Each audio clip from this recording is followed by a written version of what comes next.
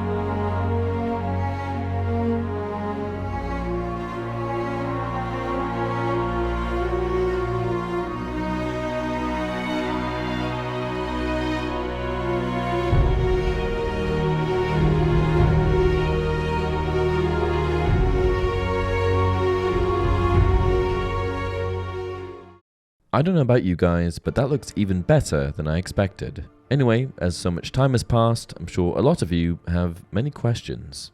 So let's dive into some FAQ. First big question: when will Hogwarts Legacy be released?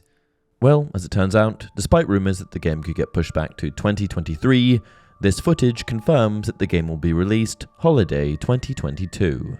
The next question is, what platforms will Hogwarts Legacy be on? According to the official website for the game, it will be available on lots of different platforms, including PlayStation 5, PlayStation 4, PlayStation 4 Pro, the Xbox One family of devices, including Xbox Series X and Xbox One X, and of course, PC. The next question is, how does Hogwarts Legacy fit into the Harry Potter wizarding world? The game creators had this to say: while portkey games are not direct adaptations of the books and films, the games are firmly rooted in the Harry Potter universe. While remaining true to J.K. Rowling's original work, portkey game developers chart new territory by creating fresh ways for fans to immerse themselves in the wizarding world.